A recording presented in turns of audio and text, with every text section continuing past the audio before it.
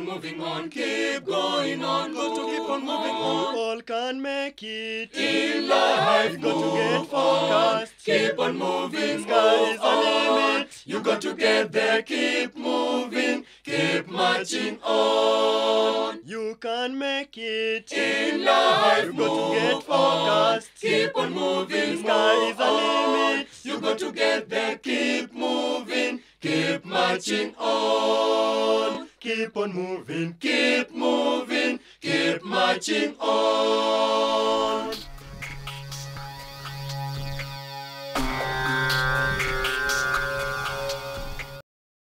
Hello there, karibuni sana. This is Able Differently, a program where we take charge. Being physically challenged can pose a lot of hurdles in one's life, especially when it comes to choosing a career. However, with positive decision making is one of the easiest takes. I am your host, George Onyango. I'm Ruth Mweni. Welcome. Keep moving, keep marching on. Rohan Gandhi had a dream of being a pilot. However, when he became physically challenged, he had passion for music. Let's take a look at his story. They keep pushing me and I'm so close to the edge. Should I retaliate or should I leap to my death? I would fly if I had wings because I can't run. I've lived as a man, so I must die as one. I keep my head up till the time I break until I'm fed up. Then wake up from this dream I'm having. It's time to get up. And then reality strikes, believe it or not. I'm back to the spot in my dream that I was. Meet Rohan Gandhi, a man with a dream so big, a talent, a profession, a passion, and a reason to change the world. It was a day like any other for this young man, and in a span of minutes, his life changed completely. I used to play sports all the time. I was playing a hockey game the week before. It just started raining really heavy, and I just fell sick regularly, normal flu. But a week later, when I went to school again, I was going regularly. I didn't stop over the week going to school.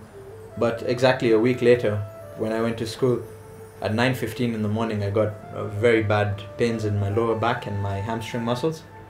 So just assuming I always play sports, everyone around me, my friends, my brother, everyone assumed that it was just a sports injury, which was actually like regular sports cramps. But I, not even realizing it, was actually getting paralyzed over those 15 minutes. So what happened was my right leg got paralyzed first. I still had power in my left leg. So I walked down the stairs with the help of my friends to the first aid room and lay down. And within that much amount of time, the school had called the ambulance to come and assess me what was actually going on, because I was very sure this was not a sports injury. Such kind of pain was never experienced before. So, but by the time the ambulance got to me, from the time that the pain actually started, I had lost movement in my left leg as well, and over a period of 20 minutes I got completely paralyzed. Couldn't move from the waist downwards. The diagnosis was an ischemic infarction, which is the equivalent of a stroke in the spinal cord. And just as he lost his ability to walk some years back, can he regain it? But only if he has the willpower and undergoes his therapy with determination. Reversible or irreversible depends on you as an individual, right? So there's no actual known treatment for it. But ever since the time, I have been undergoing intense physiotherapy, which I keep up by myself. And the power of the mind goes a long way as well. So depending on how determined you are to come out of your current situation, that's what determines eventually whether you will or not. So with a positive mind and physiotherapy and continuous training, that's the only treatment that I can think of. At a time when the entire world seemed to close in on him, his family was steadfast in restoring hope and reviving his will to live again. What was going through in my mind at the time was a lot of confusion, obviously, right? You don't know whether this is a 2-week thing that has just happened to you and all of a sudden maybe you might recover, or whether this is going to be a lifelong thing that you're going to be using a wheelchair for. I was 16, I was young, I was naive, I didn't understand a lot of things. But the people around me, my parents, my older brother, they very supportive. My older brother's friends, very supportive towards me, and made me understand slowly that what had actually happened was going to be life-changing. So I'd have to adapt to the new situation that I'm in order to keep winning and to prevent myself from going into any sort of depression or negative mindset. Although he had supportive family members and friends, he still could not understand why it had to happen to him, and out of that experience came a song. I was never actually bitter, but the question always raises in your mind that why would it happen to me? Out of all people, I was perfectly fine. I never had any vice, I never did any drugs, I never used to drink alcohol, or whereas I was fit, I was playing sports, perfectly normal. And you wonder how within a period of 15 minutes your whole life can change completely, right? It was not a car accident, I was not recklessly driving or endangering my life in any sort of way, right? So it does raise the question that why me sometimes, but I've seen people in wheelchairs or with other complications that are way worse than me. So you have to be thankful for whatever you have. Well, those are my questions. The hardest part of understanding God is that He never speaks to you back, right? Vocally.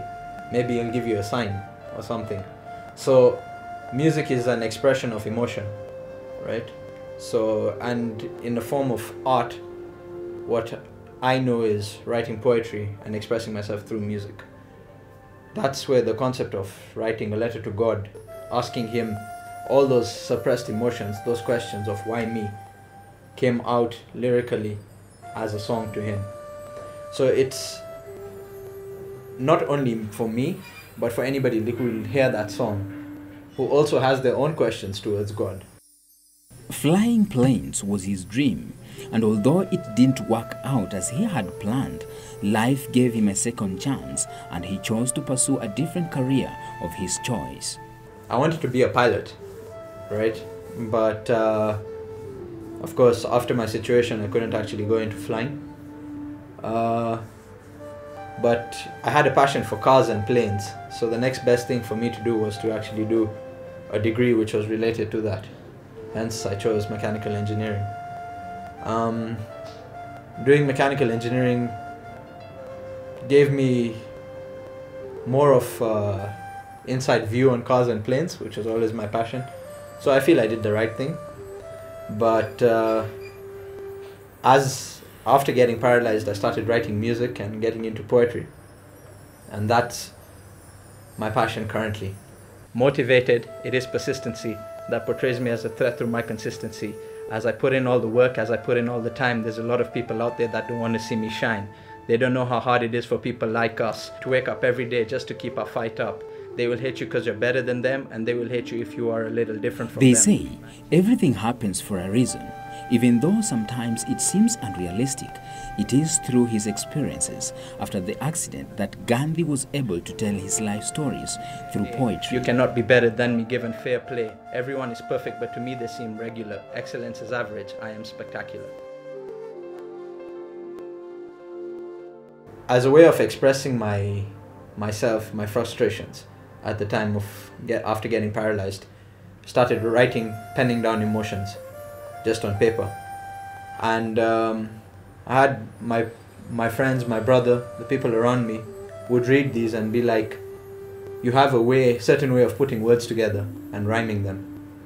So just from reciting poetry to my friends, one day one of my friends came up to me with just an instrumental of an existing song and said, have you ever thought of rapping over a beat? So that's what actually ignited the fire, right? That was the spark. By starting to write 2 beats that were already existing, and then eventually now start writing my own songs as well. The value of a true friend can come when you least expect it, and that's just how he got into rapping. As a way of expressing myself, my frustrations at the time of after getting paralyzed, started penning down emotions just on paper. And I had my friends, my brother, the people around me would read these and be like, you have a certain way of putting words together and rhyming them.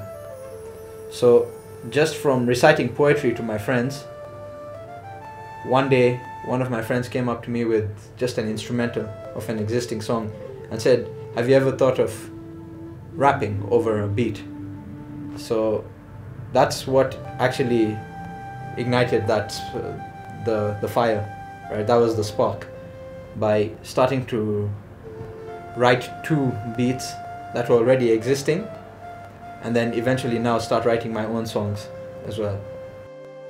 They say, when life gives you lemons, then make lemonades out of it. And as he ventures into the music industry, the upcoming musician wants nothing but the best for his fans. The challenge that I'm facing right now is to find a studio that can actually understand the sound that I'm bringing in, and a producer who can work with me to achieve my end goal, right? My music has to be high quality. It has to be understood and comprehended very well by the audience, that's my intended audience. As for the other one of interacting with people, initially when you're coming up, not everybody is going to support you. That's the fact of the matter, is like not everyone is going to see your vision. So initially, to get people to believe in what I'm trying to do is difficult. But slowly, I feel everyone will come along. While going about his business, one would hardly tell that Gandhi is able differently until they actually see him pull out of his wheelchair. Kenyans are very friendly people in general. I've been born and raised with them. If I was to drive my car and I require help from anybody to get out of my car, to remove my wheelchair from behind, I simply need to request it. And you just need to explain to the person what exactly you mean by saying, oh, like when I pull up, the first thing I tell one of the people at security will be like, niko na shida na miguu, siwezi tembea unisaidie. Yeah? So the first thing he'll ask is, there'll be a certain confusion on his face which you can actually see. So you have to explain to him that, okay, I have a wheelchair in the back, right? I want you to go to the back, please remove the chair and come and assemble it for me at the driver door so I can actually get out of the car. And once he understands it, everything is good, right? So it's not a challenge in a way, it's merely communication. Born and brought up in Kenya, one would be surprised how this young man is able to fuse both English and Punjabi in his music, as if he had lived in India all his life. In my household, though, we speak my mother tongue. It's Punjabi, right? And it's just my parents have taught my brother and I everything we know, right? And cultural values are very important to our family. So knowing my language I probably knew Punjabi before I knew Swahili, right? Being born and raised in Kenya. And the surprising part is I've never actually been to Punjab, which is in India. I've not been to my ancestral roots. Gandhi would do very well on a platform to give a talk as a motivational speaker, and there was no way we were letting him go without speaking a word of encouragement to our viewers. People are going to judge you regardless. Whether you're a normal human being, whether you're disabled, whether you're a movie star, it doesn't matter, right? So if you keep going on the basis of how people are going to view you, you're going to be, you're letting them imprison you in what they want to make you look like, or what they want to mold you into. Your life is yours.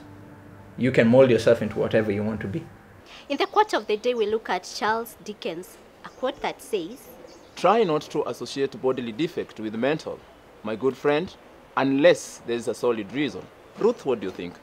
For me, I think you should not have a perception and negative attitude of because I'm just physically challenged. Yeah. I'm not in a position to deliver my work or maybe be successful in my life. You should have a positive mental attitude of because I'm whom I am, I can be able to pursue my goals in life and make my dream come true. Sure. I want to say some people have taken disability like maybe a negative thing, that when you see a disabled person, you just believe from yourself that he or she cannot deliver anything. But give this person, just try this person. You will find out it's better and even more better. So we just not need to, like a saying that goes, don't judge a book from the cover, you see. So if you just read a book from the cover and then you expose it there, yet the book has a lot of information, so is the disabled person. You may see the body is not good, but mentally, internally, is okay. So go ahead and associate with such a person and try out. I think that is better. Yeah, that's true. So don't judge any person because of just the physical attribute that he or she has. Have a positive mental attitude. Sure. Let's take a short break. We'll be right back. Don't go too far. Keep moving, keep marching on. Keep moving, keep marching on. Welcome back. If you've just joined us, then you're watching Able Differently, a program where we take charge. The Young African Leaders Initiative, YALI, has called for application from young African leaders, including persons with disability, for 2017 consideration. May we take a look? Developing the skills you'll need to make your ideas a reality, so that you're able to continue the great work that you're... Launched in the year 2010 by President Barack Obama, the Young Leadership Initiative has blossomed into a highly coveted program among youths in Africa. The YALI program is actually the flagship program for the YALI initiative, Young African Leaders Initiative. This program has been launched by President Obama in 2010 to encourage young African leaders as we see growth on the continent, to encourage and strengthen peace and security on the continent. That's one of the main reasons why President Obama came up with this program. The program is opened to anyone who is interested in shaping their leadership skills, including persons living with disabilities. They are part of our family, and I'm so glad that the U.S. Embassy had opened their doors for people with disability, because they are part of our families, and so absolutely they are welcome to apply for the applications, to apply, and to also join the YALI family as well. And the numbers are growing as well, and we will do a lot more to reach out to them, to their community, and have them apply as well. In 2014, Ms.Micheals tried her luck, but she wasn't chosen. She never lost hope though. 2 years later, her application was accepted, and she says it was one of her most cherished moments.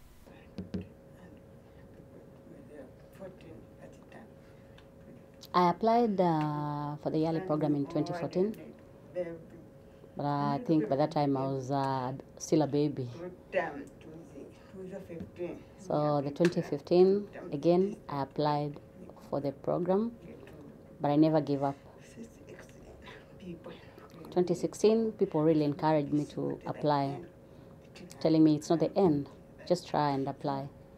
So I did an application for the 2016 through my other YALI alumni friends. So I did an application, and I was taken. After selection, the candidates are exposed to different aspects of life, which prepares them to overcome challenges and be visionary leaders. The program actually has like 3 aspects, which is, you have the 3 tracks, I would say: business and entrepreneurship, public leadership, civic leadership, and public management. And so the selected candidate will have already selected their own tracks. So when you are picked, you'll be sent to the United States for a 6-week training at one of the universities in the United States. And upon return, we have institutions in place as well as USAID or IREX to support you and guide you if you're interested in implementing and doing other things. In fact, that's the main point of this program, is to really encourage Africans and make them independent as well. Within the 6 months period, Ashura's transformation is evident, and she looks forward to implementing the newfound insights in her community. I went to University of Illinois. I want to become a best leader, how to come up with different developmental projects. We have private and public officers, how they can become, how I can become a special woman, how women can participate in the society, both in the government and in the civil society. The program has opened up the minds of many people in different countries, and they have initiated life-changing projects in their communities. We have amazing people doing great things since they came back.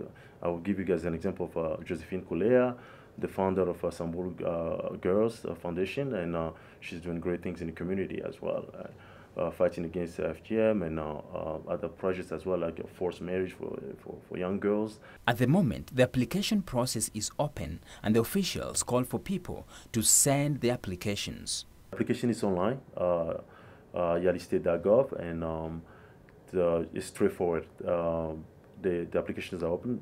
Now it will close on the 26th of this month at 4 p.m.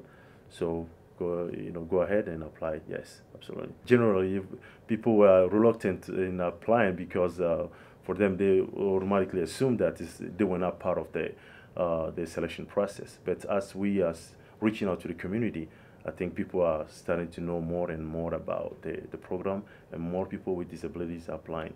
And we pay for the interpreters, and when they're in the United States as well, we have someone helping them 24/7. And those people are paid by the U.S. Embassy. Yes. For Ms.Micheals, persons living with disabilities should be at the forefront and apply, because it will transform their lives completely. Yeah, I've met so many persons with disabilities who ask me so many questions. They tell me I waste time going to America. What did I benefit? Why didn't the embassy pay you the time that you were there? So I would like to tell them that you can use your wisdom and knowledge to change your way of living. Let's take a look at the UN Convention on the Rights of Persons with Disabilities. The UN Convention on the Rights of Persons with Disabilities states that state parties recognize the rights of persons with disabilities to work on an equal basis with others. This includes the right to the opportunity to gain a living by work freely chosen or accepted in a labor market and work environment that is open, inclusive, and accessible to persons with disabilities. Well, folks, that's all we had for today. Join us for more insightful stories on Able Differently. That's next week.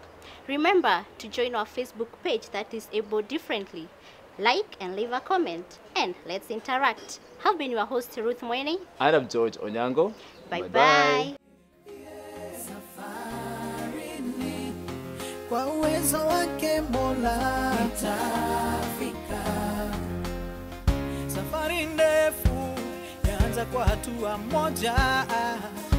Wahenga walisema nikiokoka nachukua hatua ya kwanza ya safari ya mbinguni.